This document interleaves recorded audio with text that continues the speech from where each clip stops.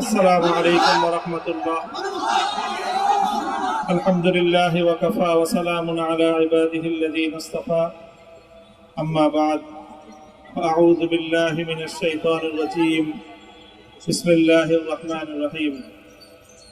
লা তাসরিবা আলাইকুমুল ইয়াওম ইয়াগফিরুল্লাহু লাকুম ওয়া হুয়া আরহামুর রাহিমিন।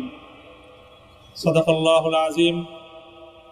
সমবেত প্রাণপ্রিয় তৌহিদি জনতা, বিভিন্ন স্তরের ধর্মপ্রাণ মুসলমান ভাই ও বন্ধুগণ, ছাত্র বন্ধুগণ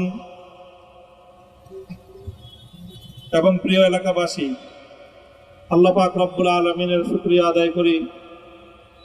আল্লাহর দ্বীনের কথা বলার অপরাধে, আল্লাহর দ্বীনের বিজয়ের ঝান্ডা এবং কেতন উড্ডীন করার প্রত্যয় ব্যক্ত করার অপরাধে, আল্লাহর জমিনে আল্লাহর দ্বীন প্রতিষ্ঠার আন্দোলনের অপরাধে আমরা অনেক ভাই কারারুদ্ধ হয়েছিলাম। পর্যায়ক্রমে সকলেই আলহামদুলিল্লাহ জিন্দানখানার লৌহ প্রাচীর ভেদ করে মুক্ত জীবনে ফিরে এসেছে।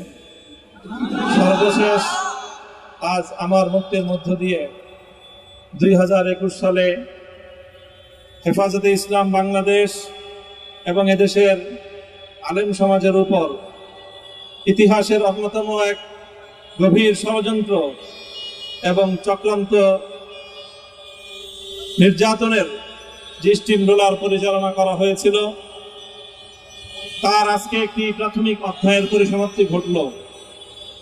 আমরা অন্যায়ভাবে আমাদেরকে কারারুদ্ধ করা হয়েছে, বুলেটের আঘাতে আমাদের ভাইদেরকে হত্যা করা হয়েছে।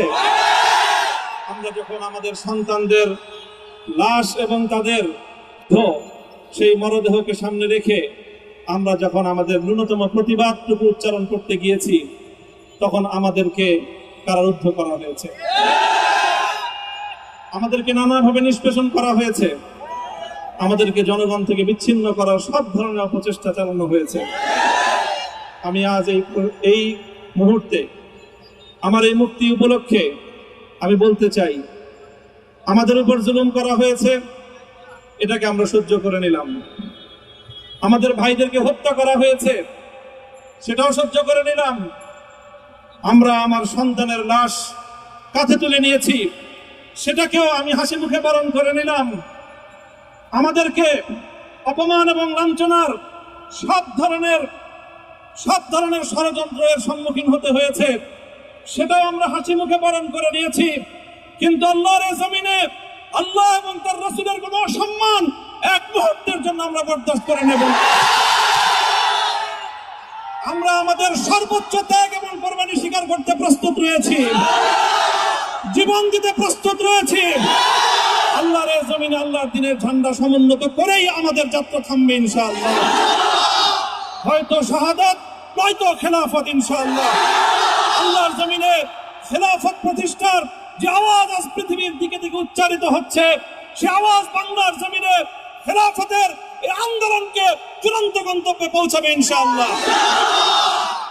বাংলাদেশের আলেম সমাজ, হেফাজতে ইসলাম বাংলাদেশ সহ বাংলাদেশ খেলাফত মজলিস সহ সকল ভ্রাতৃপ্রতিম সংগঠন, সকল ধর্মপ্রাণ, ইসলামপন্থী বিভিন্ন ছোটখাটো মতভেদ, মতবিরোধ, মত পার্থক্যের ঊর্ধ্বে উঠে যারা এলায়ে কালিমাতুল্লাহর এই এক বাণীতে বিশ্বাসী, আল্লাহর জমিনে আল্লাহর দ্বীন কায়েম করতে চাই, আমাদের তাআলাউ ইলা কালিমাতিন সাওয়াইন বাইনানা ওয়া বাইনাকুম, এই এক মন্ত্র উজ্জীবিত হয়ে আল্লাহর দ্বীনের ঝান্ডা সমুন্নত করবার এই আন্দোলন এবং সংগ্রামে আমি নিজেকে উৎসর্গ করার ঘোষণা করছি। এবং আমার সকল ভাইদেরকে, আমি সকল উলামায়ে কেরামকে এবং ধর্মপ্রাণ মুসলমানদেরকে, ইসলামী নেতৃত্বকে ঐক্যবদ্ধভাবে এই সংগ্রামের ঝান্ডা সমুন্নত করবার, ধারণ করবার আহ্বান জানাচ্ছি। এবং আপনাদের সকলকে আবার শুকরিয়া জ্ঞাপন করছি যে আজকে আপনারা এভাবে আমাকে উৎসাহিত করেছেন, উজ্জীবিত করেছেন। আল্লাহ পাক আপনাদের সকলকে উত্তম বিনিময় দান করুন। প্রিয় ভাইয়েরা,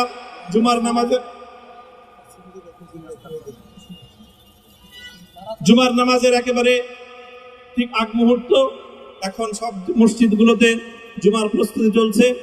আমরা এখন এখানে খুব সংক্ষিপ্ত দোয়ার মাধ্যমে আমাদের আজকের এই প্রোগ্রামের সমাপ্তি ঘোষণা করব। এরপরে ইনশাআল্লাহ প্রত্যেকে সুশৃঙ্খলভাবে যার যার জায়গা মতো বা আশেপাশের মসজিদগুলোতে গিয়ে আপনারা জুমার নামাজ আদায় করবেন। আমি আবারও বলছি, আমি আমার আলোচনার শুরুতে কোরআনে পাকের সেই আয়াতটুকু তেলাওয়াত করেছিলাম, হযরত ইউসুফ আলাইহিস সালাতু ওয়াস সালাম কারামুক্তি এবং প্রকৃত যারা অন্যায়কারী ছিল সেই অন্যায়কারীদের স্বরূপ ওনার সামনে উন্মোচিত হয়ে যাওয়ার পর, জাতির সামনে তাদের স্বরূপ উন্মোচিত হয়ে যাওয়ার পর তিনি যে কথা বলেছিলেন, আমিও নবী ইউসুফ আলাইহিস সালাতু ওয়াস সালামের অনুসারী হিসাবে তার সুরে সুর মিলিয়ে কণ্ঠে কণ্ঠ মিলিয়ে এই কথাই বলতে চাই, লা তাসরিবা আলাইকুমুল ইয়াউম, ব্যক্তিগত আক্রোশের প্রতিশোধ আমরা কারো কাছ থেকে গ্রহণ করব না। সকলকে আহ্বান জানাই, মাদ্রাসা, স্কুল, কলেজ, ভার্সিটি কোন শিক্ষা ব্যবস্থার ছাত্রদের মধ্যে বিভেদ করার বিশ্বাসী নীতিতে মামুনুল হক বিশ্বাস করে না। আসো, স্কুলের ছাত্র আসো, আমার মাদ্রাসার ছাত্র পাশে দাঁড়াও, কলেজ থেকে আসো, ভার্সিটি থেকে আসো, তোমরা হাতে হাত মেলাও, ইনশাআল্লাহ দেশের স্বাধীনতা অক্ষুণ্ণ থাকবে। এদেশের ইসলাম এবং হাজার বছরের যে সাধনা সংগ্রাম, সেই সংগ্রাম বিজয়ী হবে ইনশাআল্লাহ।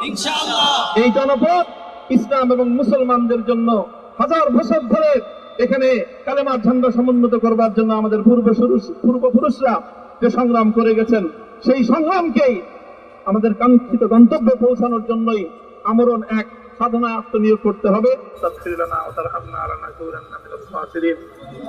ربنا آتنا في الدنيا حسنة وفي الآخرة حسنة وقنا عذاب النار اللهم أحسن عاقبتنا في الأمور كلها وأجرنا من خزي الدنيا وعذاب الآخرة আয় আল্লাহ, ইখলাসের সাথে শুধুমাত্র আপনার সন্তুষ্টির উদ্দেশ্যে আপনার দ্বীনের ঝান্ডা সমুন্নত করবার জন্য আল্লাহ আমাদের বুকে আপনি সাহস দিন, আল্লাহ সাহস হিম্মত দান করুন। আল্লাহ আপনার নুসরতকে, আপনার সাহায্যকে আমাদের সামিলে হাল করে দিন। আল্লাহ আপনি আমাদেরকে সাহায্য করুন। আমরা সংখ্যায় কম, শক্তিতে দুর্বল, আল্লাহ সর্বদিক থেকে আমরা অপ্রতুল, কিন্তু আপনার সাহায্য সাথে থাকলে আল্লাহ পৃথিবীর কোন শক্তি আমাদেরকে রুদ্ধ করতে পারবে না, পরাস্ত করতে পারবে না। আল্লাহ আমরা আপনার সাহায্য চাই। আল্লাহ জালিমের জিন্দানখানাগুলোতে সারা বিশ্ব জুড়ে অসংখ্য মুজাহিদিন, অসংখ্য মুসলিম সংগ্রামী তারা দিনের পর দিন, মাসের পর মাস, বছরের পর বছর মানবেতর মজলুমিয়াতের জীবন যাপন করছে। আল্লাহ সকল মজলুমদেরকে আপনি মুক্তির ব্যবস্থা করে দিন।